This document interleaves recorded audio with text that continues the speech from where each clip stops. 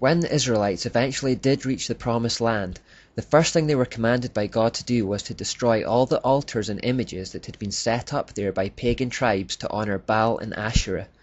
Once more we see an assistance from God that their camp is kept clean. Holiness is paramount. The fate of the world is resting on these people. Instead of doing so, they ended up turning their back on God and worshipping the idols again. The lure of the gods that surround them and the culture in which they have been steeped keeps polluting and sidetracking God's people, and God is constantly disciplining them and drawing them back into Him. The battle between God and Satan for this people group manifests itself as a tug of war, where the Israelites are constantly rebelling and being restored. The determination of Satan to destroy the relationship the Jews have with God throughout the Bible is very clear. They were, after all, fast becoming the last barrier between him and total domination. He wasn't about to leave them alone. And at this point I want to introduce you to an absolutely vital point which will develop in the following parts. I call it Satan's Plan A and Plan B, and it crops up constantly, so we really need to get a hold of it. What Satan wants above everything else is domination or control. Now there are two ways to achieve this. One way is considered the feminine way, which is employed in a position of weakness. It's called manipulation.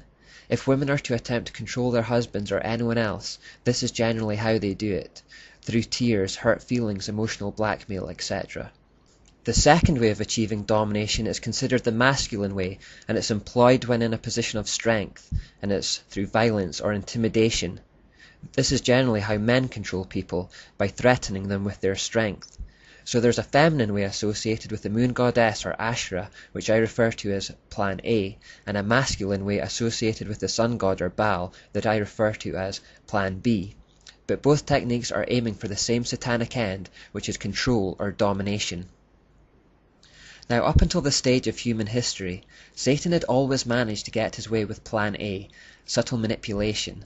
He appealed to the pride of the angels, and a third followed him. He appealed to the pride of Adam and Eve, and the same thing happened. After the flood, he managed to influence Nimrod and Semiramis, and satanic polytheism began filling the earth.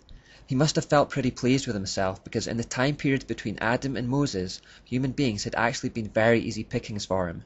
He'd been able to sway pretty much whoever he wanted, whenever he wanted, without much resistance at all. He never had to go to war against humans in an overt sense. He'd merely appealed to their vanity and offered them the world. In the face of that offer, they had buckled every time. Some more examples of this. When the Muslim prophet Muhammad first established Islam, his initial approach to the Jews was the same.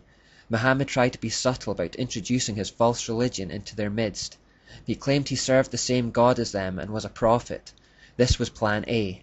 When the Jews rejected his claims, he turned violent against them and was hell-bent on their destruction for the rest of his days, and this was Plan B.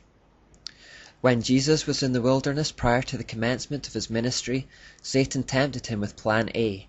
He promised him land, wealth, and status. When Jesus turned him down, Satan saw to it that he was crucified. This was Plan B.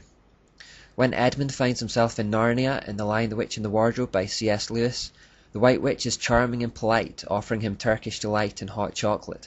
This is Plan A. When Edmund comes to his senses, she goes after him, demanding his life, and she would have had it too if Aslan had not ransomed it. This was Plan B. Plan A is manipulation, and Plan B is intimidation. These are the two ways for Satan to reach the same target, domination. He wants to dominate the earth. Now, up until this stage, Satan had gone with Plan A as far as the Jews were concerned. He thought they could be swayed and tempted to follow him like the rest of the world if he pitched it just right. He was wrong. It had won him some battles, but it just wasn't winning him the war. God was determined enough to keep restoring them to him, to keep drawing them back into him, and to keep forgiving them, no matter how many times they strayed. And so Satan has regularly switched to Plan B. Across the world and throughout history, the Jews have frequently been threatened with extermination, enslavement, and persecution. Hatred of the Jews in nations, organizations, and individuals is often a telltale sign of Satan's influence behind the scenes.